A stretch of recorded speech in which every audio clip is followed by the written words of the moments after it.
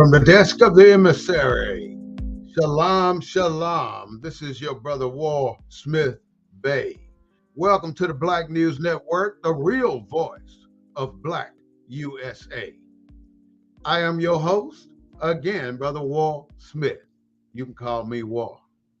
That's the usual name I like. We're broadcasting the War Report today from a Black point of view. We do not own the rights to the music, but we do own the rights to what we say. You know, so many times we wonder, are we afraid of ourselves? So many times we have to sit back and take assessments of what we think of ourselves because we are not sure that we're not afraid of ourselves. Because you know it as well as I know it. You are just like the white people.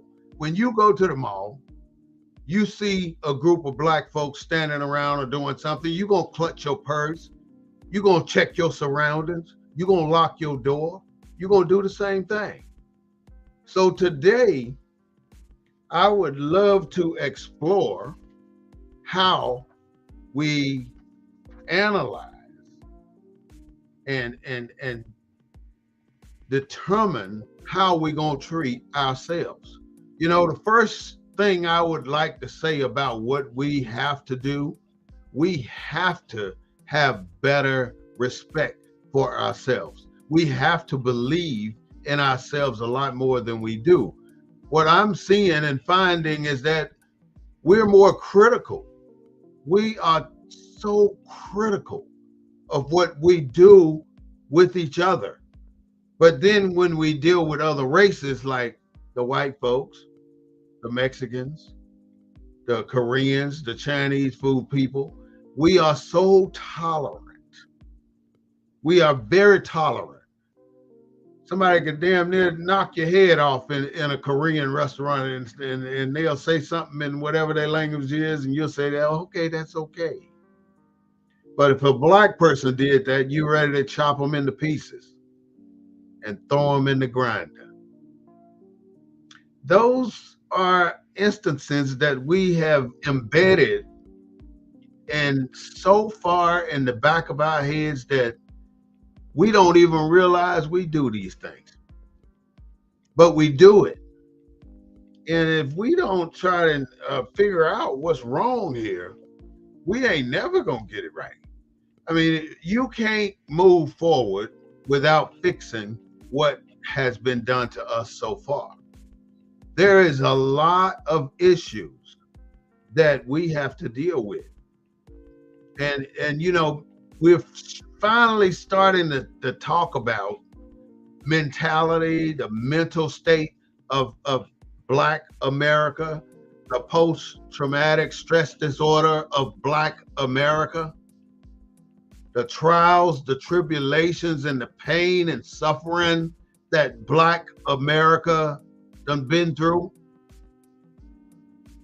the suffering that we're doing today, just trying to make it till tomorrow. There are so many issues. And you wonder who suffer? You know, we're adults. We make it. We're going to survive. But we got these children out here, and they are catching hell right now because we have neglected the front and center approach to our children. When the last time you visited a school? When the last time you sit in a classroom and listen to what the teacher was putting out to your children? That's where we went wrong. That is where we went wrong. We allowed them to take our kids out of our neighborhoods and throw them into these faraway schools, which was a strategy by the government. Now, if you don't realize what the government has, how much power they have, then you're not really paying attention. The government has the power to do whatever the hell they want to do. And that's what they do.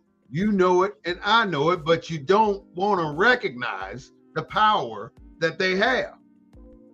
We have to see the pink elephant in the big room because it's in there. And they do so much damage. How many times can you come up with where our federal government, the places we pay taxes to, how many times have you seen what they do?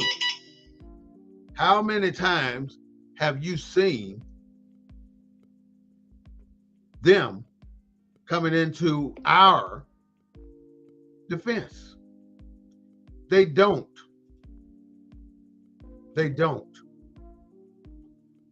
We've went through Jim Crow. We went through the Black codes.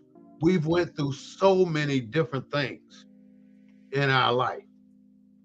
And in both of those things, we have not been able to get ourselves back where we need to be. I mean, the government ain't gonna help us. I mean, why don't you think they have said something when all these people were getting killed? They were hanging our ancestors. They hung so many people from 1920 to 1965 that they even created a museum in Montgomery, Alabama. How many times have you seen a black man, black woman, a black child get killed in the street, get abused, get locked up for no reason, where they may have said something wrong or they may have challenged the cops' authority, especially when they try to tell you to obey? Who the hell they think they're talking about you better obey my law? I'm gonna stay clean today. My sister told me I cuss too much, so I'm gonna back off of that a little bit, just for today and for a little while. But how many times have you seen that happen? It happens all the damn time. We just don't catch it all the time. See, at one point, we had gotten so good where we were catching stuff on videos. So the cops got smarter than us. They started doing things where we couldn't catch it on video. It's still going on. Ain't nothing stopped.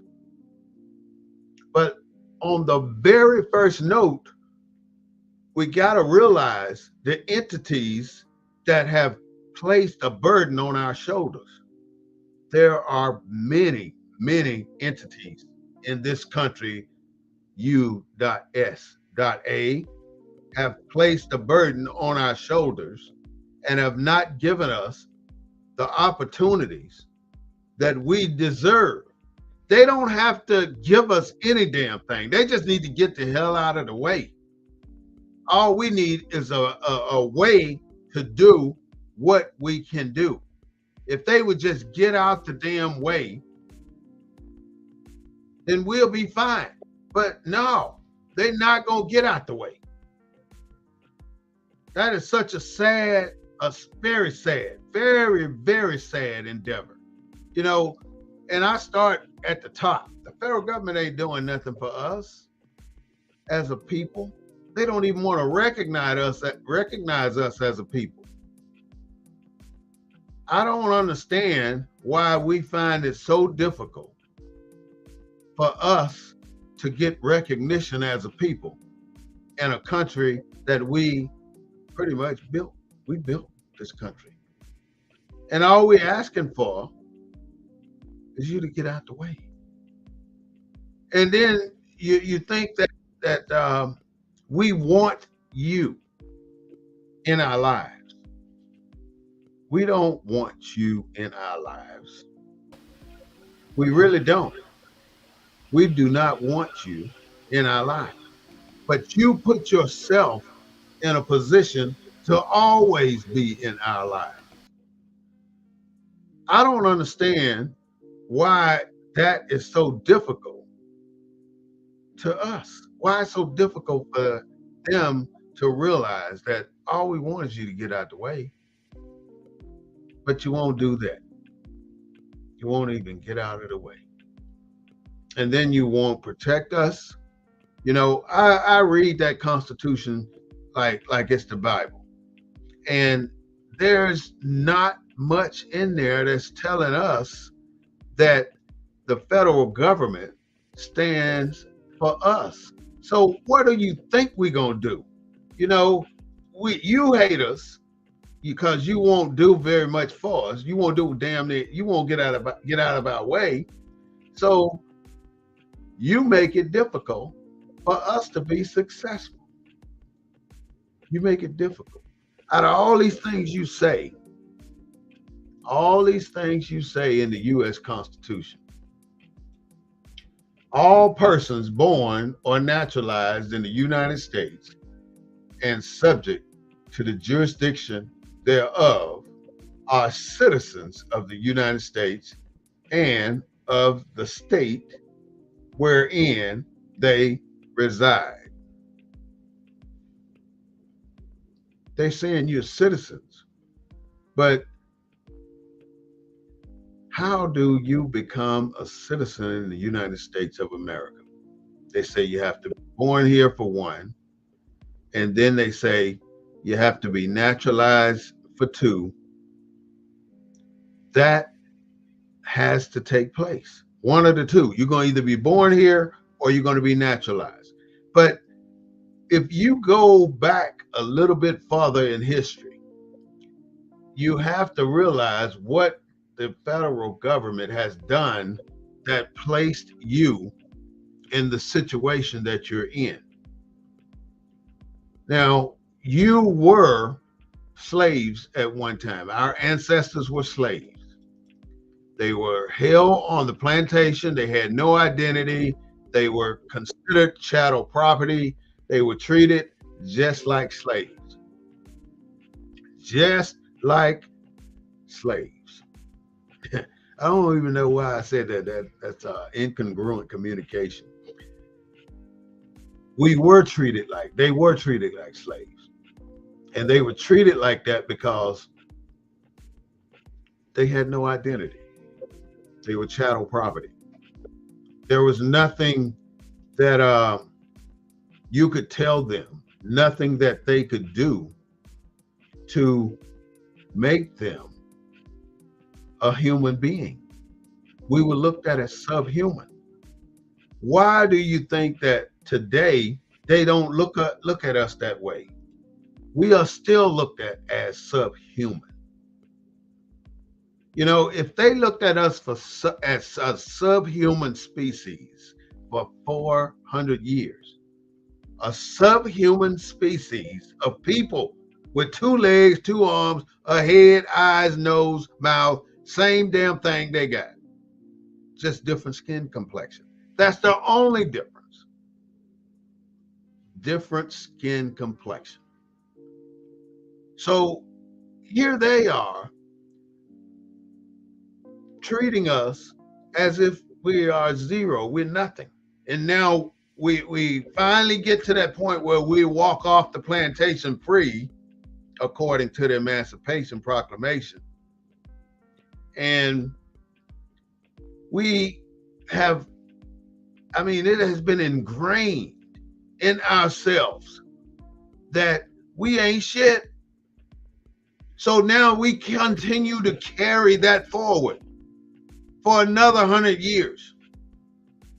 We carry it forward. And by us carrying it forward, it puts us in a position where we are afraid of ourselves. We don't like ourselves. We put ourselves in a particular situation where we treat ourselves bad. We ignore the needs of our people because we don't give a damn about another N word. Because that N word owe me $22. So you treat them like D-O-D-O because of that. I want to welcome my co-host today, Mr. Chuck Slaughter has been a friend of mine for over 22 years. And because of that friendship, we have seen so many ups and so many downs. We have seen this community grow, and we have seen this community shrink. We have seen the attention that the city pays to our neighborhood, and we have seen how the city ignore the shit out of us. Without further ado, I want to introduce to you, I want to introduce to some and present to others, the one and only Mr. Chuck Slaughter. Take yourself off mic and go right ahead. Greetings. Good afternoon, everyone. Thanks for that warm welcome in there, young man. I don't know about if I agree with everything you said, but I'll accept it. And you like you got a pretty good topic here. I'm sorry I'm late, but I didn't find the link until late. Life happens, brother. Yeah, I was looking for it. But anyway, Claude is trying to get on. I don't see his picture, but I do see him. His face is boxed down here, so hopefully he'll be able to get his video. Like he's going down. Can you hear me? Go ahead. You can stay with just your audio if you want, Claude. Okay. I don't know what's wrong with the picture. I can't bring the picture up. Try to turn your volume up a little bit you too. Still can come in when you're ready. Go ahead, Chuck. All right. It seems like you got a pretty good topic on today. The Black news. Okay, now, are we afraid of one another? Mm-hmm. Yeah, that's a good topic. And the way you laid it out there, it seems like we were still blaming, slavery and the white man for all the issues that we have today. And I guess it's okay to do that, but to tell you the truth, I think we need to move on from that and start holding those people accountable that scare the hell out of us. There are some black people out there that ain't got nothing to do with slavery that I fear. I fear some black people more than I fear white folks, to tell you the truth. And that's just the way it is. Honest, That's just the way it is. A black person gonna run to you with some game. Some black people, not all, they're gonna run to you with game. They're gonna want to rob you, kill you, shoot you. We kill more white people than the white man do in this day and time. No, we don't. We kill black people, but they don't kill. White people kill more black people than black people kill black people. Well, I'm just going by what. Let's pull up some stats. We got the stat guy on here too. I don't know. I'll see if we can find that out. I imagine that white people kill a lot more white folks than they do black people too, right? Yeah. Right. You got to remember, what is our percentage of the United States? Yeah, we're only 4% of the population of the United States. Yeah. I think it's either 4. I got two numbers in my head: 4% or 17%. I think it's more like 17. Okay, I know it's one. It's okay. 17% of the United States. I'm pretty sure it's close around that number. Oh, in that area. That ain't a lot of folks, especially when we got like 47% of the prison population. Damn near 50% of all prisoners are black. That's not acceptable. We as a people have come so far, and we only want to go where we intend to without obstructions. And as Chuck saying, and I'm saying it's a problem in our genetics. It's not a conscious problem that we're dealing with here. This self-hate problem that I'm talking about is embedded in our DNA. It comes from years and years and years of persecution. And the reason I'm talking about that, all right, glad to see you, Claude. The reason I'm talking about that is because they beat the unworthiness in us and made us look at each other as if we were unworthy of being human, of being a man. We were chattel. We were no different than the donkey out there in the barn. We were the same, and we were treated that way. And just like right now, what's happening with Donald Trump? Donald Trump these white folks get on TV, and every single one of them say President Trump, President Trump, President Trump. When they on CNN, CNBC, Fox News, every one of them, they got this thing on a roll right now where everybody's saying President Trump. And everybody know damn well this man is not the president, but they still saying it. And if you tell a lie long enough, guess what? These people in this country seem to be so gullible that they're going to believe it. But don't y'all just let me talk. You can jump when you want to jump. Well, jump. Brother. You say we want to fight, jump. Well, can you hear me, brother? Yeah. We agree with you. And I think the irony of it is, it's like all these discussions that we have had. What Chuck said about more blacks killing each other. That's the press. That's the white press. That's the picture that they paint of us. It's all negative because we don't really control the press, or we don't control the mass media. If you will, we got the black newspapers and stuff like that, but they're really not, that's not the mainstream press. And it's like I say, like 43, we're 13% of the US population. We're about 14% of the population in Texas, yet we're 43% of the number of prisons in Texas prisons, and Texas leads the nation with the number of people in jail. So we're 43% of 150-some thousand inmates down there at the Department of Corrections. That's a lot. That ain't because we're more criminal. That ain't because we commit crime at a higher rate. That's racism.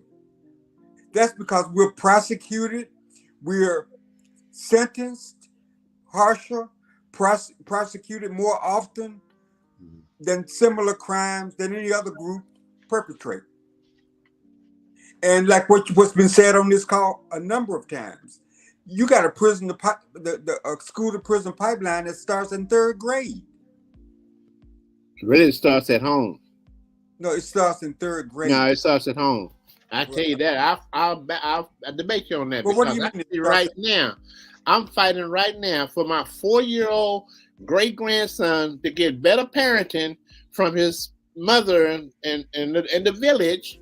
And if we don't, we're gonna lose another young black male to the prison system. So it starts at home, continues in school. Go ahead, Clark. No, I'm not going to debate. What is happening? Chuck got a point that I will back up 100%. Right. Because not saying you're wrong, Clark. You're still right. But what Chuck is saying, in my opinion, is right now. What did I say the other day to you, Chuck? Mothers destroying our sons. That's what's happening. Not only our sons, our daughters too. And I've been on the phone this mothers morning. Destroying our sons. If you got a woman, and every day she get up, she put her eyelashes on, she put her perfume on, she put her dress on, she put her high heels on, and that little boy is sitting over there watching her doing this every single day of his young life. Feminizing what do you think is gonna happen? Feminizing it. Right. But then when you say you need to put that son with his father, so he can realize that there are men still in this on this planet that care about the youth, but mothers like to use these children, their children, as weapons against the man. And I don't mean this as a 100% every single mother does this, but there is a very high percentage of women who have a baby to entrap. They have a baby to get child support. They have a baby and they use that baby to get what they want from that man. This is where the problems start. Mothers destroying our children. I got a request. Man in there. I got a request for statistics. How many that what 40ish percentage of the inmates in prison come from a single household headed by a female? Give me that stat. Damn good question. How many? Right, you on twice. I'm finna log off my phone, but I got my computer working fine. Yeah, you got you on it. Anyway, well, what happened? Oh, okay, I see you in the other one right here. I just removed that. Okay. You shut one of them off.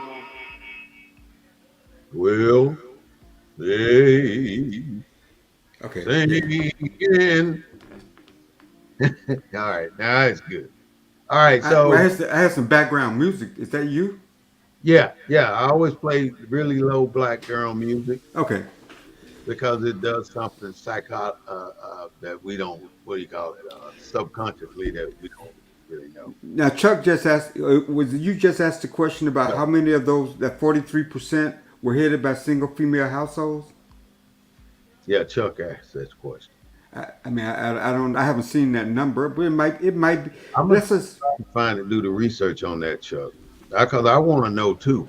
That's one of the best questions I've heard this year about how many come from a single family household. Yeah, I ain't never heard that question before. So do we really understand why we want to fight each other so much? Why we jealous of each other so much? Why we like crabs in the bucket so much? I mean, why are we so critical of ourselves? Because I can't, people keep using that crab in the bucket. One thing about the crabs in the bucket, they're not all the same crabs. They're different colored crabs. Or some They're different kind different. of crabs in there. Yeah, they're not all the same. They're different sizes. They're different shades. They're different colors. So There's a whole lot of different kind of crabs in there, right? I got you. Go ahead. Yeah, you froze up, but the crab in the bucket is a metaphor that we use that's really not telling the whole truth, because Claude just pointed that out, that there are so many different kinds of crabs in the bucket. So you have white crabs in there, black crabs in there. Everybody's pulling at the black man while he goes up the ladder. And even the federal government is pulling at the black man while he goes up the ladder. And I mean, all I'm saying is the federal government doesn't do anything for us, and they never have. They never have taken a focus on doing anything for us. And I can go all the way back to before the Emancipation Proclamation and prove it to you, because they have to. well, Go ahead. if that's a reality, then what? If Huh? that's if we're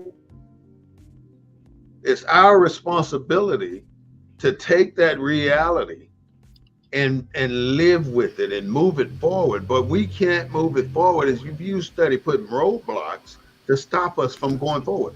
Every time we get an edge up, like we almost got started to get some momentum in politics, and they started to move the goalposts, move the property lines, the boundaries. So the districts are broken down where you don't have that concentration of black votes anymore. So you end up losing the seats that you're running for. And I'm not saying black politicians is the way to go, but I would much rather be governed by a black politician than a white one. That's all I'm saying. Just like, how can you think that the school system that's been designed to train people for certain things can be designed to train you as a black person? It is not. That school system you were never considered a student in the school system, in the public school system, but yet you got thrown into that system, and now they're trying to indoctrinate you, and you're resisting subconsciously as a black person, but you're going through it, but you're resisting because your parents saying get your education, and then you end up resenting yourself because you don't adopt to what they're trying to make you learn. It is But not I, your curriculum. but I guess, brothers, I guess this is what I guess this is what we're saying, and this is what complicates this conversation, because black people are doing everything that you say, Brother Smith. Their families are doing everything you say. But because we're black, we're connected because of that skin color. So we talk holistically when we talk about black people.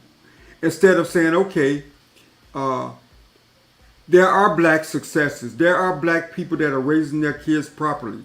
There are black people. I mean, we're all examples of that. So what I'm saying, It's not everybody. it's never going to be everybody.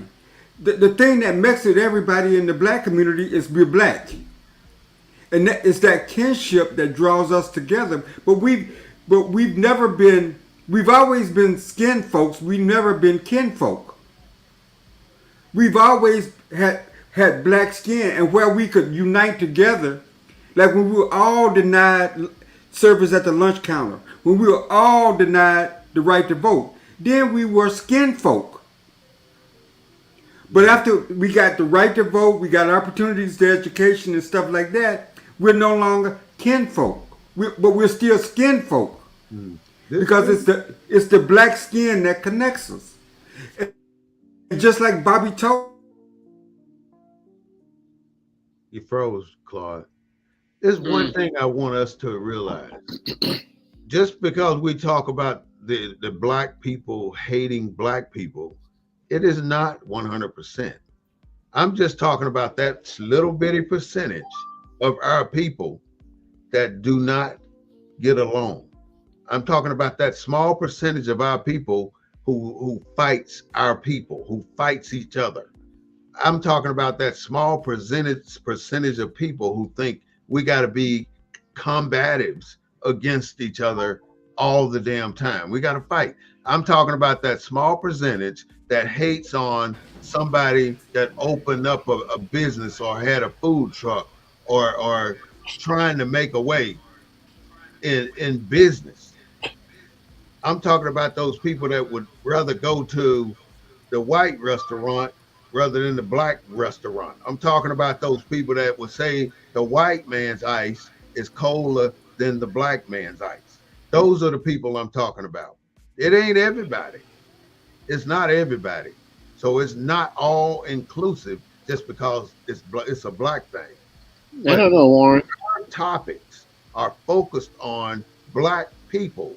That is why everything we're going to talk about in our sessions is about black folks. It ain't all inclusive. He's right. That's what Claude was saying.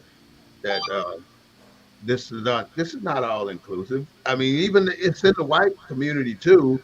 I don't doubt that. It's in the Mexican community too.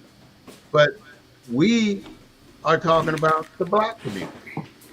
And Am I that is back? why we're very focused on how to get our shit together. I mean, we're programmed. I think it's in our DNA that we are angry subconsciously. And in order to get that out, we got to talk about it. We got to get that anger out. We got to. Claude, I, Chuck, have either one of you ever I, bumped into somebody or had somebody get mad for no dang reason? Yeah, when I was working on city council, I tell this story all the time. I was going to a meeting. I pulled into a service station in our neighborhood. Pulled into the service station. A young black man was pulling in the other way. So he thought I cut him off, and he determined that he saw the way I was dressed. I had a suit on. He saw I was driving a nice car, so he thought I slighted him, and he pulled a gun on me. I threw up my hand like that, and then I just pulled see what I'm away talking about? and See what I'm drove talking off. about? He was gonna shoot me, but what I'm saying, what Wait a I'm minute. saying, Wait a minute. He was How going many to times have a white boy did that to you? no, but he was gonna shoot me because he thought I slighted him. There was a pastor on the freeway that passed this black guy, that cut this black guy off. The pastor was in a luxury vehicle. The guy shot him. He didn't shoot him because That was recently. he shot too. him because yeah, that was recently. He shot him for whatever the psychological damage been done to us. That he thought that guy was privileged. He thought that guy was dismissing him, disrespecting him. When I was working for the NAACP, a lot of times I go to meetings and I have to make talk and stuff like that. And somebody would come up to me after the meeting and say, "Well, Mr. Foster, before I heard you speak, I didn't like you." And that didn't like me was the way I looked. Looking at you. Just from looking at me, the curly hair, the light skin, the way I was dressed, or whatever it was. He didn't like it until he heard what I had to say. And so, but that's because white people made us in America. And they made us to distrust one another. Because if we had a wait a minute, Chuck. If we had a united during slavery, we would have did to them what happened in Haiti. I mean, and that's what they were fearful of. And so when they created us, they created the division. And to this day, we don't know how to undo that. Because we're made. We're a made up people. Mm-hmm. They built us from the ground up. They built us from the ground up. Made in them. You hear some black people say, "I'm an American." They are exactly. They don't want to be associated with black skin or blackness. They're American. We are made in America. The problem is we don't, because of our skin color, we don't get the opportunities that everybody gets in America that comes here that's with white skin. Why you think we supporting that war in Ukraine? America has a shortage of white folk. You ain't heard nothing about all them Ukrainian refugees. They blend right in. Over in Africa too. They blend right in. So until we figure out us, I don't think that we can. When you look at the statistics, black people get 1% of the contracts from the state of Texas. So you tell me that the 14% black folks in Texas only contribute 1% of what Texas spends, but we only get 1% back. That means 99% going to somebody else of the government contracts, our tax dollars. All that money that Texas spends, 99% go to people other than us. And it's in the billions. And it's in the billions. And this ain't no old number. They had a press conference down at the state capitol. Gary Bledsoe and the guy over the economic development and all of them, Ron Reynolds and all the politicals. And the guy got up and made that statement. I couldn't believe it. Just like that number in the prison system. But we don't never talk about those issues, Chuck. Because our politicians need that. I just looked at the state Democratic convention. 5,000 people showed up in El Paso. And it was basically a Hispanic convention. If you look at the YouTube videos from the convention, and they covered the whole convention, you didn't see no black folks. Because we're insignificant now. No, we're not insignificant, Chuck. Yeah. No, we're not. No, we're not. They don't need our vote. They don't need our hard labor anymore. They don't need shit we got. Yes, they still need it because they need it because the Democrats are a collection of people. They need it, but we don't demand anything from it. Yeah. They need to vote. A vote is a vote. They need that number. 14%. 14%. That's over 3 million black folks in Texas, man. Well, Texas got more black folks than any other state in the union. More black people live in Texas than anywhere else in any other single state. So I guess, Franz Fallon said it a long time ago. We got to figure us out.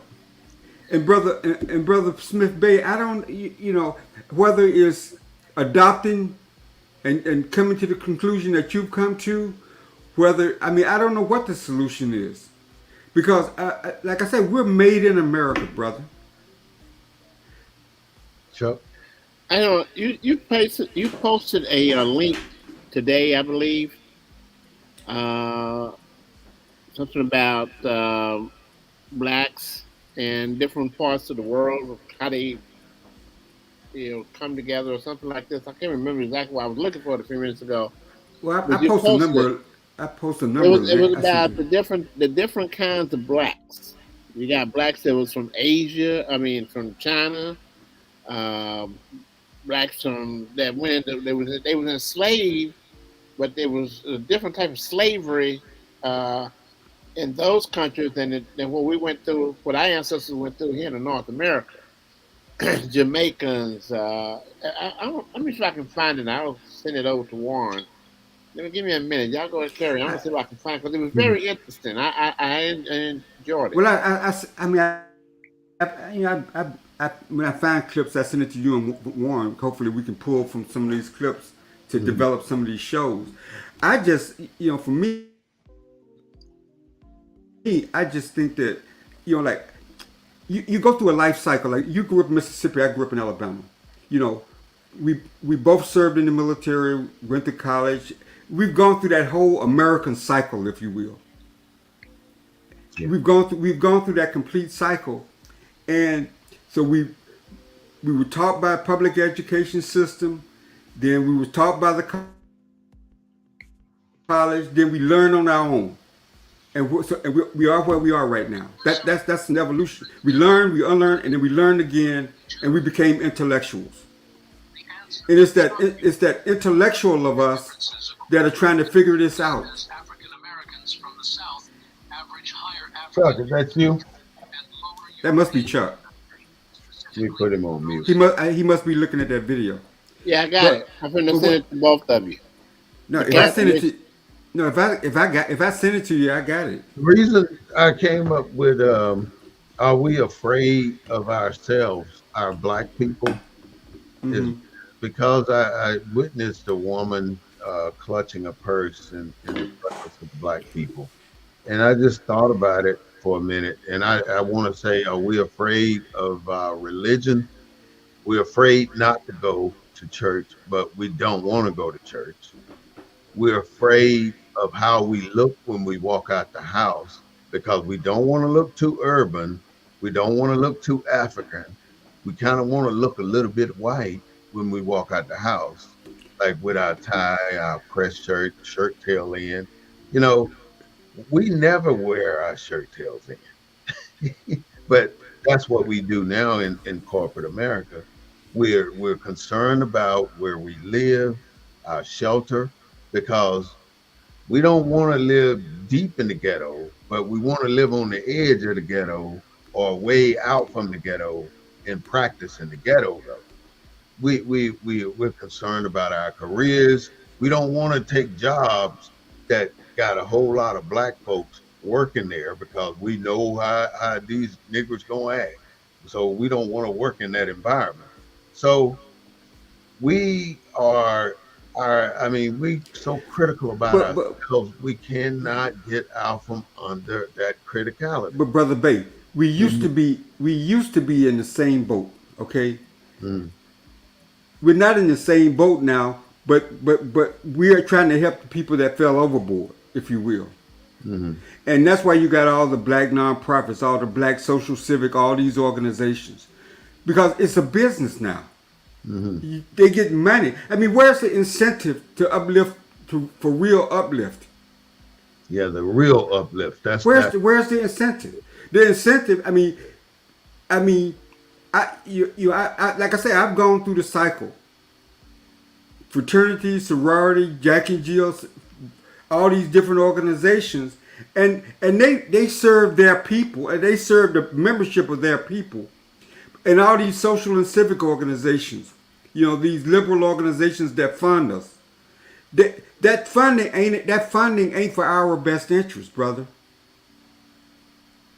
And Chuck talk about it. We talk about the people at the bottom of the well. There's been books written. There are people that are making money every day talking about the people that are left behind, talking about racism. It's the money. Go ahead, Chuck. When he frees, come on in. Yeah, I follow him, what he's saying and everything, but I still believe that our biggest problem is the indoctrination of Willie Lynch, because it's still being practiced today across the board from the very wealthiest blacks to the very poorest black, we all are still impacted by that Now, indoctrination of what Willie is Lynch. that indoctrination that and you talking about? To explain it. Well, it goes back to the. You can Google it up. You can Google it up right now. The Willie Yeah, I Lynch know, letter. but I Have want the you read it audience to before? know and hear from you. You No, no, already read it you, before. no, you, no. Go ahead and explain it, Chuck. Well, from what I read, is that you want me to tell the whole story or just parts of it? As much as you want to tell, it's Well, what I your read show. when Willie Lynch, which was a wealthy slave owner from the West Indies, came to North America, stood on the banks of the King James River, for which the Bible was named after, and told these crackers here in North America, that he had a foolproof method in his little black bag here that would control your slaves for 300 years. That was in 1712 and ended in 2012, and maybe even 1,000. Okay. And he said, you're losing your crops. I smell slaves hanging in the trees on the way out here. You can't get your field. They're running off and all that kind of stuff. So I got this method here to keep them under control. So he went in and told them about this method. And one of the things he did, he said a wild horse and a black, I don't know what he nigger or whatever he called them, is no good to you in their current environment. So you have to break both of them. So what did he do?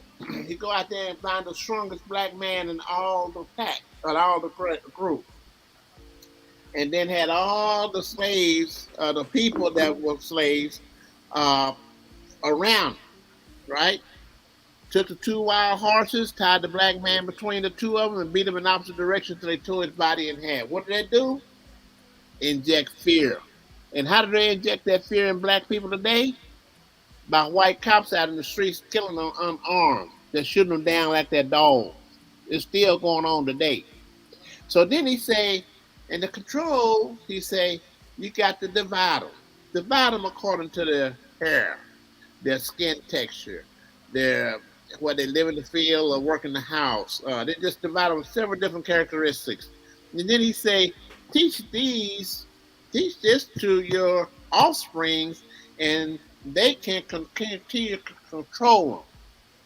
He say, and the last thing he said, make them love you more than they love themselves. And that's what's happening today.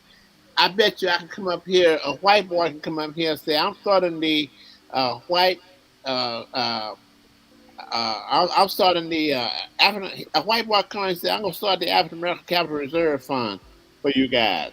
And you'll have white black people jumping over there over each other trying to put their money in there.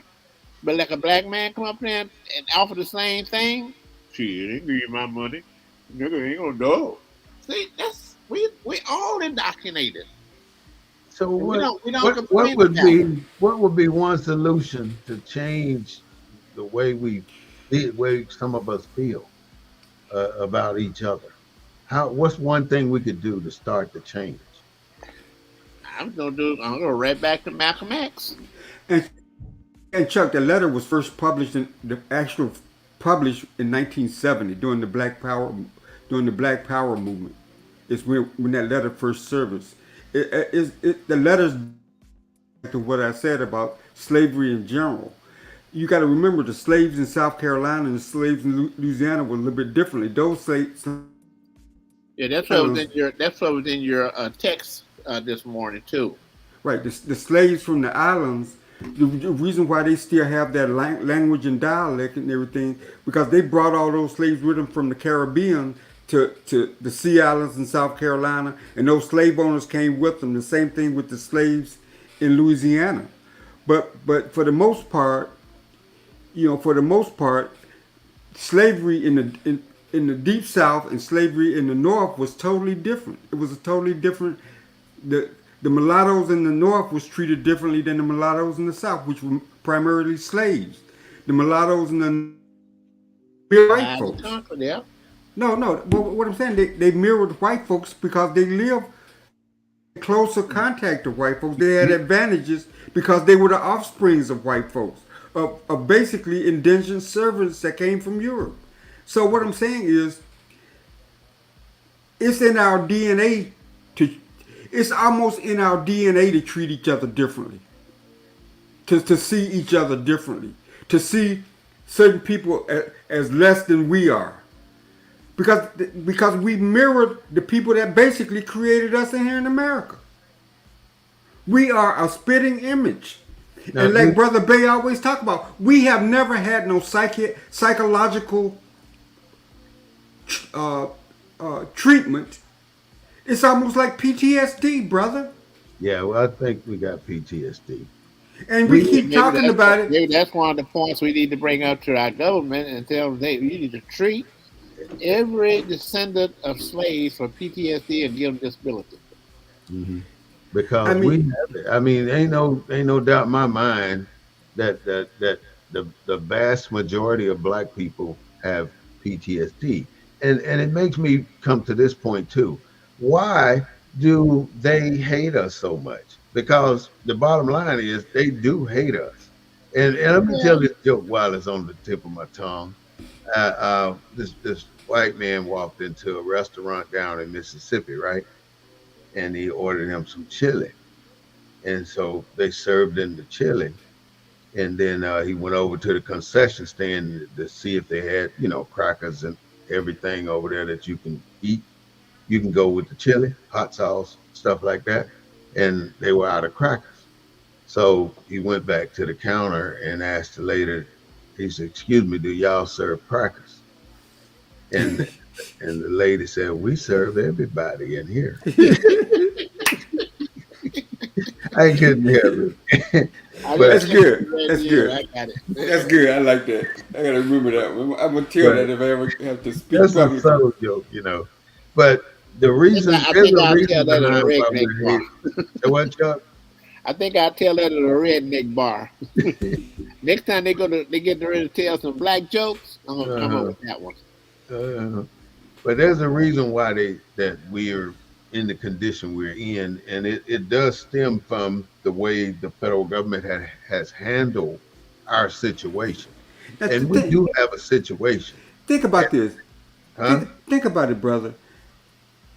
Look at the trauma that, like whether it's sexual trauma, whether it's trauma from being in a war zone or whatever. Look at the social consequences of veterans that don't get treatment. How it destroys their life. That's where I'm going with that. That's exactly where I'm going. But we don't. But nobody talk. We're talking about Come on back, Claude. Come on back. You we're in a frozen situation now. Mm. All right, when you come on back, I'll just shut up and let you go right ahead. However, we're in this condition for a reason. I mean, they have treated every major problem that they can possibly come up with in America. But see, this problem that we have is a problem brought on by the very people that we're dependent on to cure us. I mean, if they inject me with penicillin, why would I go to the very same doctor to cure it? It doesn't make sense. So If So what's the solution, brother? If you can't go, I'm working my way to that, let me yeah. make sure it's clear of why I'm saying it. If you we come off the plantation and we expect the same people that enslaved us to fix us. We expect the same federal government and the state government that watched us suffer in slavery to compensate and fix us. We expect all these things from these people, the very people that we were dependent on to survive. And the only way is I'm going back to something you said a while ago, and it's got to do with us being independent instead of dependent on the very people that educated us. They educated us wrong. We cannot depend on them for education. We cannot Healthcare. rehabilitation. We cannot depend on them for economics. We cannot depend on them for nourishment, shelter, nothing. Nothing. because that, I mean, we got, I mean, if we had our own, I think one lawyer right now just need to look at this Constitution and do exactly what it says, because it says that every slave will be afforded property and of in a location of its choice. It says that in the Constitution, and that the federal government will foot the bill. But and you know something, brother, from an intellectual standpoint, I think that what you're saying is, I think that's why we were steered toward politics. I think that's the reason why we were steered toward this whole democracy thing, Mhm. into the belief that that was because that took our mind off the 40 acres and the mule. Mhm. Okay. This whole political, you know, Politics and the religion did. because the 40 acres and the mule dealt with what? Money, economics. It, that's why they founded this country. This is a capitalistic country. That's it. But focusing on democracy took us away from that fight and that argument. So all of our great minds were steered toward democracy, the right to vote, all this other kind of. And then when Martin Luther King came into play, he perpetuated us in a direction Because he was that a Morehouse man. Who founded Morehouse? Who founded all of these black colleges and institutions? What did they teach there? he took us right into the fire, Right into the and fire. we are still burning. And that's why, and So, that's, and that is why there is still a disproportionate number of folks in the bottom of the well. And voting ain't gonna get them out of that well. we've been Nope. distracted Nope. too many times. Every time we get momentum, Take it. we get distracted. Every single time they pull somebody out the damn woodwork No, we and get put them up, diverted. We get and they diverted. start talking like they're gonna help us and do everything for black people. We love this person because we think he just because they black, they for us. And we get slapped in the face again because we don't have that leadership, but we Well, need. I'm telling you, I'm telling you, I wish that was, I Thing, wish. Claude. The only leadership that's going to be effective is going to come from the local level. Go ahead. No, I wish there was a way we could condense that state Democratic convention and text it to every black person in Texas. I You wish wish, yeah. I wish we could condense that Texas Democratic convention and send it to every black person in Convince Texas. them that what? Huh? You said convince them. No, condense it. Condense it. Condense it? Yeah, Make, condense it to make it smaller to what? to make it to put it in almost a I don't know whether you can put it in a 60-second soundbite. Mm. But you know, to get the greatest mind, the greatest artistic minds to take that 2-3 day convention and condense it almost into like a, you know, the TikTok version of the convention with all these points that we're talking about. Because every point that we've discussed today, I could overlay on that state convention. When we give other people the power to teach us and train us and make us into the social person we should be, I mean, we give them the power to dominate us. Our Correction. mothers and daughters of the Confederate, they're not our mothers and daughters of the Confederate. They are the ones that were from the South, and they are the ones who were wives and daughters of the Confederate generals and lieutenants and colonels and all them. Those are the very same people today in 2024. Those are the people who write and approve. They don't write it, but they approve each textbook going into the public school system. No book goes into the public school system without their approval. So now you notice how they've taken out thousands of books and they left the ones that told the truth according to them. And the principal of Katy, Texas, the superintendent of Katy, Texas, mhm. all them white folks out there in Katy, the principal, the superintendent of that school district makes $443,000 a year. Dang, as a Four principal, hundred. No, at uh, the superintendent of the school district, ooh, That's more money than the four president hundred gets. and $43,000 a year. That's his salary That's more and money than he'll, the president of the United States make, ain't it? in Katy, Texas, that's and pretty. we got children failing in school every day. Schools that need to be shut down. They had earmarked 22 schools to shut down here in San Antonio, and they only closed. They said they're gonna close 19 as of when school was out.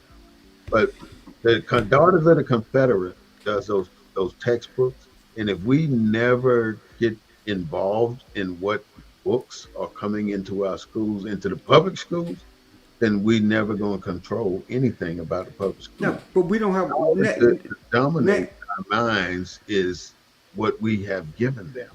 name an organization similar to the Daughters of the Confederacy. They're the ones that keep that false history alive throughout the country. Whether it's the monuments, whether it's what kids learn in school. Name a similar black organization. But who? All right, you say that again. The Daughters of the Confederacy. That group. Mm. That's a Tell me powerful one thing, group. guys. Tell me one thing. Who caused our problem? Who caused it? Who We caused didn't. slavery now? We didn't cause it. No, no, we didn't. But I mean, who caused it and who had the solution? The president, the United States government. They caused this problem, and I want to. I always throw in a little bit of. But to be honest, though, in history, I think the presidents at the time, probably throughout the 1800s, wasn't during the founding in the 1700s and the formation of the country. I think they were we. I don't think they. I think they was more Let, let me ask you this, Claude. All right, rather and than I want to ask you this. If I want you guys to meet me at the Denny's up on whatever street. You come from Houston, you come from wherever you come from, Chuck. We gonna meet there, and then we're gonna have breakfast. All right. You guys show up at 10 o'clock, just like we had planned to be there. Now, this is and I never show up. So do you what does that represent? And I don't call you, I don't say nothing. I don't give a damn whether y'all showed up or not. I just I set think it up a shows a meeting for certain. all of us, and I missed it. Uh, I So think what? I think it shows a certain amount of disrespect, lack Yeah, of value. All tell the me, whole the tell whole. me what it means when I don't show up and you Well, guys are there. When the first time, I called the meeting, the huh? first time it happened, I'm gonna give you the benefit of the doubt that something might have come up that you weren't able to inform us or let us know. That's the first time. Mm-hmm. But now the second and third time it happened, button you Mm-hmm. out. But I never ever since I've been knowing you guys came back and apologized for not being there. Never. I just let's say next time I saw you, Claude, what's up, brother? How you doing? Give me some Yeah. dap. Same thing with Chuck. And I just act like it didn't even happen. And I asked you that question for to ask this question. When we were free as slaves, that was the most beautiful thing that could have ever happened to our people. Nothing in life could have been more beautiful than us being free. So now we all jubilant and moving it throughout the country, and even it was so profound that they put Leviticus 25:10 on the Liberty Bell, which says all our lands would be returned and all our families would be reunited. That's engraved on the Liberty Bell. So they freed us. We were free. Now, the federal government at the time told all 11 Confederate states that we are going to um, pay you for every slave you liberate. As long as you do it by this date. If you let them all go by this date, we will pay you per slave that you liberate. So the white people, that the slave owners, said hell to the yeah. So they liberated all the slaves. They turned them loose. And so now the federal government come out with the 14th Amendment. If you take a look at the 14th Amendment, it's going to tell you that we don't pay debts, especially for liberated slaves. We don't pay debts for that. So now you've created this conundrum between we're the victim here. Now you're gonna cause the plantation owners to be mad as hell at the federal government and to be mad as hell at the slaves because they done turn us all loose and now you fail to pay. You No, breach. well, not, but they did pay. They No, paid the slave. No, no, they paid the slave owners for their property. they did not pay. They I'm paid the telling slave. They paid the slave you, owner. look up the 14th Amendment, brother. But They what did I'm not. saying, It and tells you they not paid. They don't owe them shit. And let me pull this up because they paid them. No, they paid them. They because let me paid. tell you what happened. Because they didn't pay them guys. It says in the read, pull up 14. Because they didn't pay them guys, they decided to come up with the black codes. And the black codes was nothing but a system to use the very same amendment to the Constitution to to reintroduce black people back to the plantation. So they trumped up all these little bit of charges to arrest them, put them Okay, in jail. yeah, I get that Yeah, part. yeah, But what I'm yeah. saying is, but what I'm saying that they this they that was part of that evolution of slavery in terms of that whole getting the union back together, putting the union back whole. And you're Mm. right, the slave code, the slave codes, because they wanted to keep the slaves from. They got them right back on the plantation. Well, they never left. Where were they gonna go? Well, many millions of them, not millions, but hundreds of thousands of them left. Yeah, but for the vast majority, where were they gonna go? I mean, nobody can answer that I, because here you I are with mean, we no can answer labor, that no today. I labor, mean, no money, no land, no education, no nothing. They but they no, they but stayed you right free. there. They stayed. You're off the Nowhere planet. to You go. got the right to leave, and so I you mean, let. you got places. You got part of the. You got people in the Delta still living on land, on plantation land today. Mhm. Why So you can think you imagine they went to the in the swamp? 1800s? Black people went to the swamps. They went to the barren land. They went everywhere they could go Right. to get away from the white folks. And guess what? The white folks found them and destroyed their little townships. They found those black people and killed their townships because they were getting too good at what they were doing. But the reason I said all of that, Well, huh? well, I mean, we know that. I mean, look at New York. I mean, Central Park is built over a black town. Hmm. Look at. I mean, you got places in Texas or rivers in Texas that Hmm. that they flooded black communities. So yeah, All I mean, over it the country. happened all over the country. Yeah, So that's what they destroyed everything. But the bottom line is the federal government created this whole situation. They created it by not giving them people their money. If they'd have right, gave those people their money, they would have left us the hell alone, and we would right. have been on our merry. If they had gotten the 40 They, acres and the mule like they they, promised, you right. yeah, they started something. Cause we had the skills. They had the skills. Hmm. Hell, they're the Hmm. ones that Because built this we built goddamn everything. country. Right. They when they did not give them their money, But they started something. but Now they brother Bay, but messed brother us Bay, over but forever. that's why brother Bay, this whole evolution of democracy and the Hmm. right to vote and Hmm. black participation in electoral politics, all Hmm. that is part of that continued diversion Hmm. to Right keep us. now. Like, look, they just focus on Donald Trump, and Biden, that boy, the boy of Biden, whatever his son name. They keeping our attention on these two people while in the back Well, not just they're that. It's doing some dirty the shit.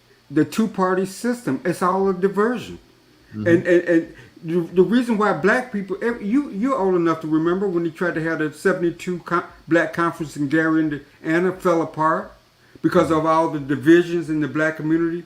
But the particular division at the time was black electoral politics, and black folks not wanting to break. They put that shit on the news every day. They Yeah, want that was covered extensively. Yeah. black people they exploit. Everything negative about black people they exploit. Let me make a point right quick. Perry's process on TV. No, you don't see it on the news. I mean, why won't they say that's a beautiful thing going on over there? I mean, what's the last time you seen them say something good about black people on the news? Well, let me make a point right quick. And you go back to step back a little bit where you was talking about the blinders that they had on. The smoke screen. Now we under a smoke screen right now. It's a heavy smoke screen. It's not just the smoke coming out of Mexico over here either. I watched the news this morning on ABC with John Stephanopoulos, and it seemed like this morning the whole media was a pro-Trump agenda today. They much accusing Biden now of a Trump era policy, reinstating a Trump era policy with the immigrants at the border. You know, and I don't agree with that because I think Trump was saying keep them in Mexico, period. Don't let them come over here. But Biden is saying 1,500 in 2 weeks' time, something like that. And if you want to come, you can still come, but you got to come through the legal way, okay? But it seemed like today it was all about Trump on ABC News. Well, tell me this. If I said to you, give me liberty or give me death, I'm a black man. I stood up on the steps of the Lincoln Memorial and said, give me liberty or give me death. I said that. And then 2 days before I said it, or after I said it, a white man stood up there, give me liberty or give me death. See what in the back of our mind, we see the different thought lines we pick based on the color of our skin. Because if you hear a black man say it, the first thing I would think of, they're gonna shoot that nigga. I'm sorry to call it that, but that's what I'm thinking. If a black man stood on the steps of the Lincoln Memorial and said, give me liberty or give me death, he's gonna die. They're gonna lock him up because he violated something. But a white man can stand up there and shout it all day long, and they're gonna say, yeah, Antifa, the Proud Boys, yeah. It's a different mentality, and it's not just our fault for it to be one. We didn't start this. We didn't start this problem. We did not start this problem at all. And until they accept us for who we are, then we're going to continue to have this problem. I mean, we got to change who we are, though. But anyway, we are who they will accept. We are that now. So we got to change that to who they're going to respect. We got to get that respect and dignity and all that shit back that they want us to treat them with. You got to bring it back on to us. And the only way we're going to do this is to take control of our economic power. And when we start snatching down money away, and the only they got all these people under contracts, so they really can't spend the money the way they want to spend it, as if it was their money. You see, but us working people who have worked our way up the ladder of success so far, like I got to this level, I expect my children to go higher and higher. Okay, but my kids are going backwards and backwards and backwards. Okay, that's what I was talking about a few minutes ago when I say. So how the question is, how low can they go, Chuck? Shit, I don't know, bro. They might find themselves back out there in the fields picking fruits and vegetables. Ain't no more cotton picking, but they ain't got no machines that could pick the fruits and vegetables and shit. And pecans and all the shit that goes into the market. They might find themselves back out there working for just a place to eat and lay their head. I got one more main topic I want to bring up, and it's about outer space. What's so important about America going to the moon, landing on the moon? For one step for mankind, taking a step on the moon. And there is so much controversy behind that moon landing that it's hard to believe that they actually did it. Because right now, why has since 1967, how come nobody else has ever set foot on the moon? Since 1967, no other country. USA never went back. And I'm gonna tell you something, Chuck. I went to St. Louis to the Boeing museum, where whatever that thing is, where the man stepped out and said this, that, and the other, Yeah. that capsule is sitting in that museum in St. Louis. That capsule looked like me and you put it together. It ain't no better than a damn Volkswagen. It's sad that they expect us to believe that you got a couple 10 panels here and aluminum panels there with them button clips on them, gonna take somebody all the way to the damn moon. You're a damn lie. You Well, just during bullshit. that time when that happened, Believe that you did this. me and my Huh? during that time when that happened, it was the belief of our generation then that this was out in some desert somewhere that they just put this together. We didn't believe it then. You're right. Ain't nobody. If they had the technology to go up there once, they should have it to go up there a time. And by now, this should be a regular thing going back and forth to the moon. But they don't. So it was the same thing. Yeah, we were talking about going the Apollos that go to the moon. What's the significance of us knowing about the moon or knowing about what's on Mars or Jupiter? It ain't like we're gonna move everybody to another planet if some shit happens. That's damn near impossible. Well, y'all Let me just say this. Let me finish my thought.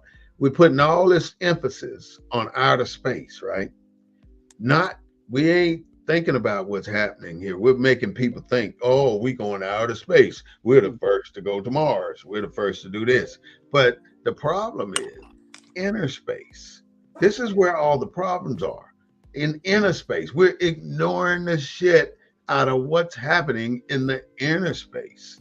And we don't even want to explore like Lewis and Clark explored their way all the way to Tacoma, Washington. And we don't, Seattle, Washington. We don't want to learn what's inside this country.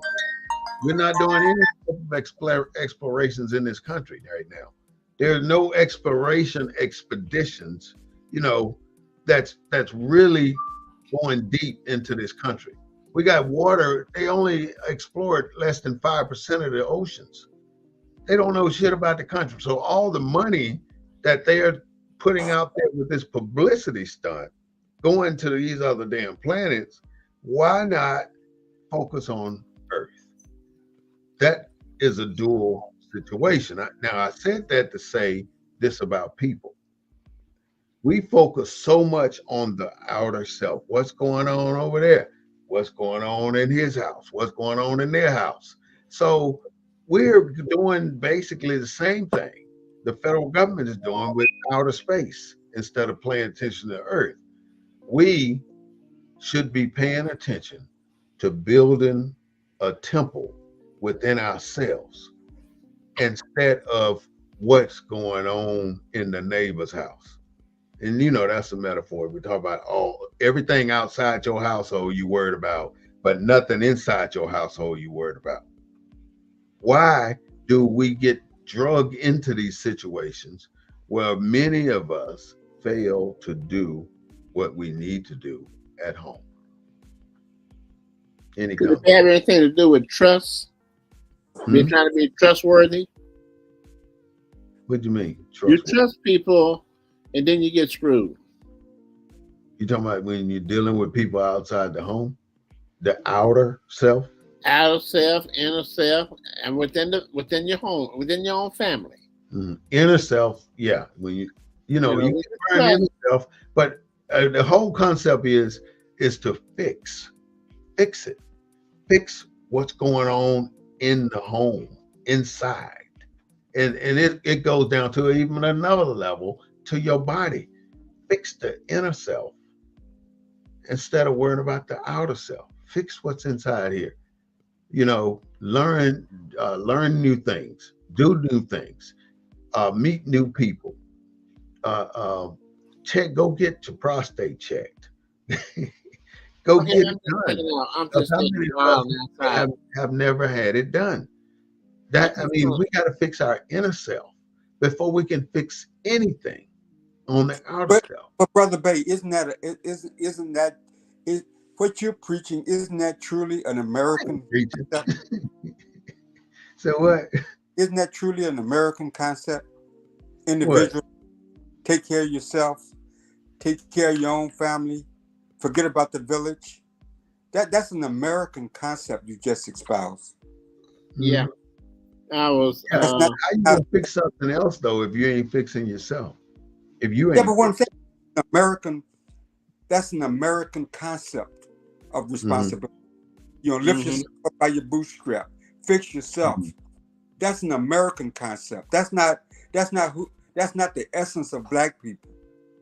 mhm, Problem is the essence of black people have been manipulated and corrupted by that same system that teaches you individualism and lift yourself up by your bootstrap and take care of your own. That's not a mhm, village concept. And and, mhm, and that's who we are as a people. That's what got us through slavery. It mhm. wasn't taking The care of our village own, concept. You're taking saying care the of village everybody. concept, right? And so that's the problem in America.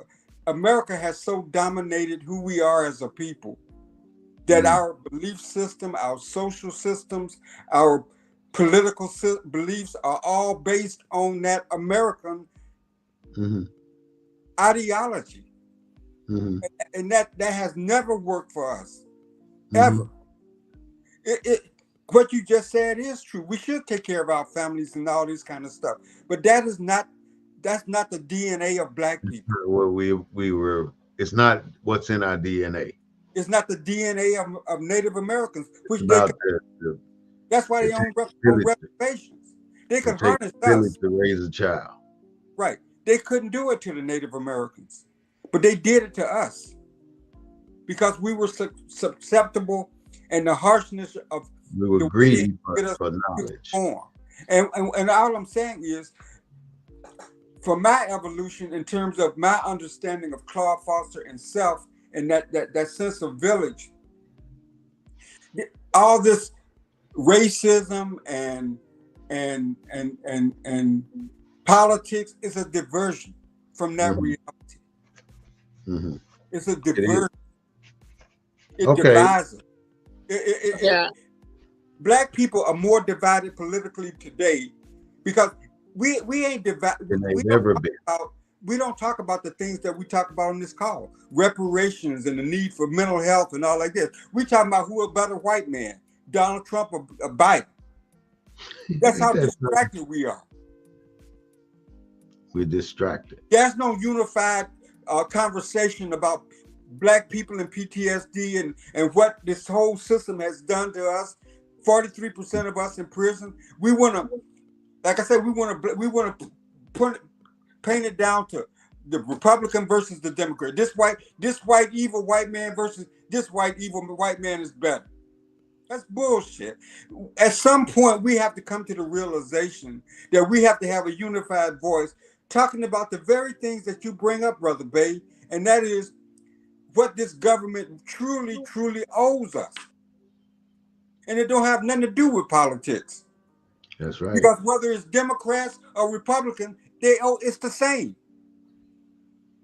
But we don't talk about it. We're talking about who's the better white man, Yeah. Donald Trump or Some Biden. racist. Hmm. That's That's just what what I mean. yeah. I think I enjoyed that.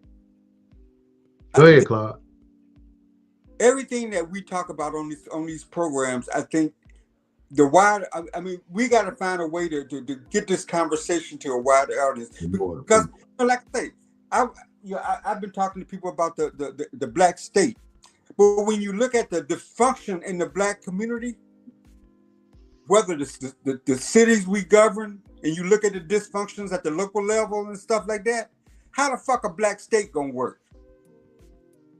We can't even manage. We can't even manage a damn city, a small city government. A small city like Dalton, Illinois. We can't. Yeah, we gonna manage. We be at each other. There'll be some corruption until we get the things that you talk about, Brother Bay, the mental health treatment, the PTSD, and that 40 acres in that. I don't give a shit who the president is. That ought to be the discussion within the black. That ought to be the consensus of the black community, and it's not. Mm-hmm. That's what we all should be discussing. That's what we all should be discussing. But I think we can all agree on that. But now we want to be divisive. We want to say, okay, this white man is better than this white man. And ain't nothing we try to put together gonna work. Because it ain't worked since the end of slavery. What makes you think it's gonna work today? With all these institutions that these white folks been put in place to keep us divided. Well, I don't mean to laugh, but you hitting the nail on the head. That's all I'm saying. I mean, we got more shit now than we had right after slavery. How we gonna unravel all that shit? Yeah, it's a good one. That's good, Claude. I don't know. I mean, so this discussion and this shows like this will get people to start thinking about unraveling that. So what are we unraveling though? I think mental health. I think that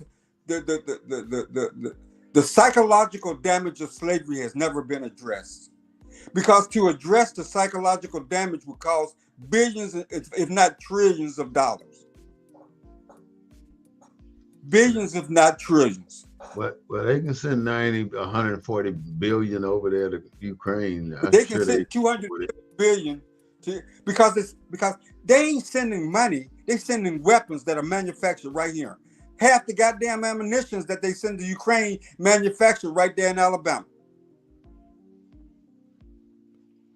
Who you think run them damn closed down military installations down? What do you think they making on? So the money ain't going to Ukraine, it's going back into white folks' pocket who fund the politicians who keep funding these fucking wars that don't have nothing to do with us. That's that vicious circle. Claude, 800 billion times more money than any other country on defense.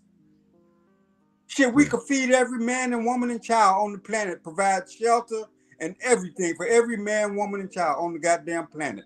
For the money we put in the defense. Yeah.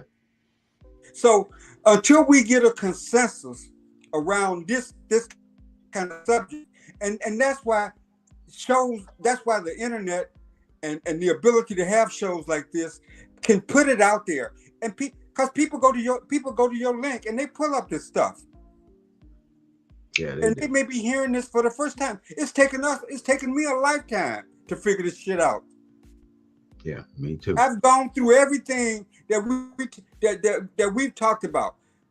Been a member of this organization, been a member of that organization, been a part of this civil rights organization, been a loyal Democrat, voted and all this shit. All right, cap it off. Go ahead. This is a good closing statement for you. So cap it off. I don't mean stop. I mean, no, I don't mean. I'm not discouraged. I'm not discouraged. In fact, I thank the Almighty for this kind of program, because it allows us to get it outside. Because knowledge without sharing ain't really knowledge. Right. That's right. I like that. Knowledge without sharing ain't really knowledge. Yeah. Right. No. For a t-shirt. When you come in, when you're ready. Claude, you had anything else, Claude? That's it. All right. Go ahead, Chuck. I'm writing this down so I won't forget it. That's sharing. It's not knowledge. This is the Black News Network, the real voice of Black U.S.A. Here we have Chuck Slaughter. Yeah, it was very good exchange between you guys there. I kind of just laid back and enjoyed the ride. A lot of good things was talked about, but I do want to address the part where you was talking about taking care of yourself, taking care of your family, cleaning yourself up, and all that kind of stuff. Because I think that's very important. Uh, and I wanted to, in a way, kind of wanted to feel what it looks like, what that would look like in a person's life. Because what I was doing when you were saying that, I was kind of looking at our prison population. Why there's so many people in prison today trying to have that feeling that you were kind of describing there of independence and being freed, and they enjoy the freedom and they enjoy the good things they want in life, but they don't have the means to attain them. Educational wise, financial wise. So they go out and they commit a crime just so they can say, "Well, I'm living, I'm free," and they give away their freedom. So I was kind of relating it to that in a way, because if we can all find a way to get what you were talking about cleaning up ourselves and cleaning up our families and protecting our families, protecting our bodies, and that's a good thing. But the reality is, uh, money is what causes a person to have a good life. Most of your people in prison are coming from poor families. Families with money, their children ain't gonna go to prison. They got the money to hire an attorney to squash that and get it out of the way. They're like white folks do. Black folks got the same ability. Those people in prison are they're in prison are the ones that searching for just what you was explaining about that freedom, having a piece of that rock, in the American dream. Hey Chuck, can I just tell you this? So this virtues what you just said. I just don't want to lose this. Estimate of lost economic productivity due to incarceration in the African American community exceeds $1 billion. I just want to. That's from the $1 billion. Black Houston. I served on the board of that. We put this Black Houston now together, and that's where that data comes from. But I just want to reiterate what you're saying about the economic impact. Yeah, well, that's the way I was. That's just me, looking at it as a visionary. How that does have a big impact. So we need to make sure, like I said, we need to invest into our greatest resource, which is our people, and we got to educate them. Let us educate our people. Let us invest in our people. Let us educate them, then have a job ready for them when they come out of that education system. We got to reinvent the wheel, but we got to get in there as one of the spokes in the wheel and make it count for Black people in America. When I talk about supporting Black politicians, I mean the BEVA, the Black Independent Voters Association, is not an organization that's out there to get more Black politicians in the office. It's the organizations out there to get the right politicians in the office that's going to stand up and to represent our Black agenda. He can be white, brown, or whatever. He take that agenda and he's sincere about it. Can he be Republican? If he takes the agenda and he's gonna be sincere about it, we'll evaluate it. But more than likely, I ain't got to worry about no Republicans jumping on that bandwagon. You see, so Republican, but you're not going to evaluate the Democrat. Huh? Never mind. Well, I'm gonna put it out there as an independent. Look, I'm gonna put it out there as an independent. Now, if they ask me for my vote, I'm gonna ask them would they take my agenda. And if they don't take my agenda, then well, you answer your own question. You see, I'm an independent, and so I like the discussion today. It was good. Yeah, I fear Black people more than I do white people in a way, because I know what to expect from the white man, and I know how to avoid him, stay out of his way. But when I trust my brother, and then I turn around and get screwed, boy, that pisses me off to the max. Because I trust a black man before I trust a white man. But I'm more likely going to get pumped up because I did trust him. So my thing is, I'm really not afraid of anybody, but I can't help it if you hide behind a tree and want to take my life. But if you come face to face with me, then I got a chance.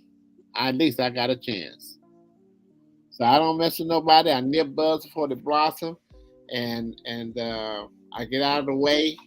That's the way I made it to 72. I hope I'm making a few more years. All right. That was Chuck Slaughter. Claude, you want to say something else? Go ahead. No, brother. Nah, go ahead. I mean, we got nothing but time, man. You can say what you want to. Don't go nowhere now, Chuck. Go ahead. Like I say, brothers, you know, when we talk about these issues, you know, we have to talk about these issues from the standpoint of, like, Brother Bay, you've reached a certain point in your life where you can look back on these issues from a much broader perspective.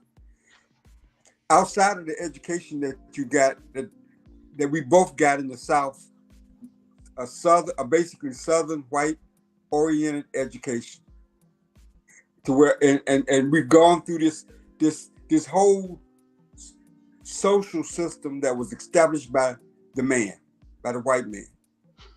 So both latched on to parts of it. One part of it was the military, part of it is these social and civic organizations we belong to, all to reach the point to where we are now. And I think this has to be the agenda, man. This whole health issue and this whole monetary issue, those promises that were made have never been kept. That has to be the agenda going forward. And we have to help people understand these agendas so that I like what you just said. Bullshit. The Like promises that were made ain't never been kept. Ain't never been kept. Let me keep talking. I'm just write that down. You know, and that needs to be the agenda, not Juneteenth. That wasn't a promise made. That's some bullshit political handout to black folks today. And to show you how insignificant it is, it only applies to Texas, but every black person in the country is celebrating. Yeah. We celebrate Juneteenth in Alabama. Yeah. And so I think we got a clear direction on where we need to go. And whether it's Beaver, I think Beaver can push this agenda, whether it's the podcast or whether us individual in our talks, we got to spread the word about this agenda and what's important. And it's taken, I think each one of us are over 60, might even be over 65. And so we got a lot of collective years of gathering data and have gone through this whole American cycle of life to only realize that that what we need to be focusing on is the promises that was made right after slavery. The promises that were made. You said it. We ain't asking for nothing new. Just live up to your obligation. What you said you was gonna do. But see, we let the white man off the hook because he bamboozled us. He went and created colleges and said, okay, we're going to let a few of you go to these colleges and we're going to orientate your mind to make it look like we're doing those promises. And we still don't give you no job. And at the end of it, you still ain't going to get no job. Mm-hmm. Well, we say reparations. And to be honest with you, I don't really know what reparations mean. I hope most people used to think of it as money, but it's bigger than that. About the education and the prison industrial complex, that $1 billion loss, that's here in Texas alone. Think about in this country. Yeah. The amount of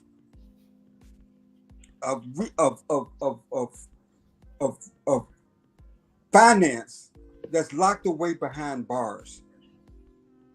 It's a lot. Yeah. It's $1 billion here. Huh? Go ahead. $1 billion here in Texas, and that was a few years ago. Well, that was Mr. Claude Foster and Mr. Chuck Slaughter. And now I'm going to give my closing comments, and then we're going to see you next Sunday.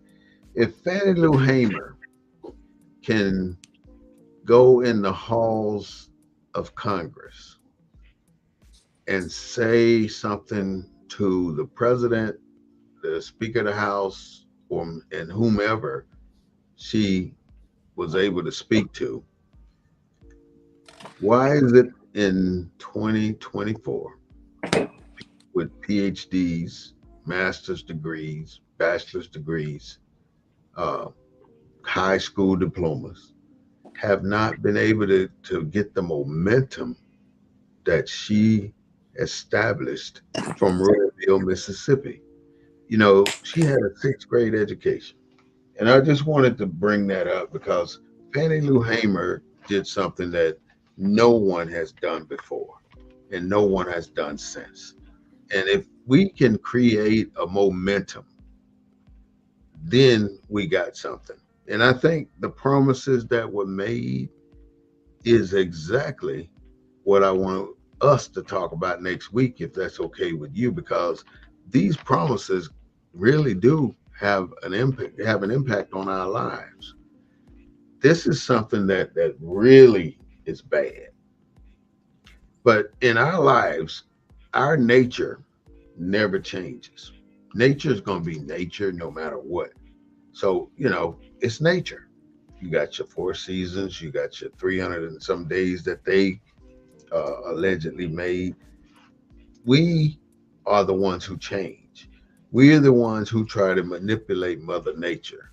And as man tries to keep doing that, we get ourselves in deeper and deeper trouble. And right now, we're in a position in America where we really don't hold the heat that we used to hold as a country. And, I always say, until America does right by former slaves and descendants of slaves, then America is never going to be respected at the level it could be. This disrespect that we've encountered is it's worse than what Hitler did. I mean, we have been through the ringer and rode hard and put away wet, and we are owed some restitutions. I don't want to say reparations, some restitutions.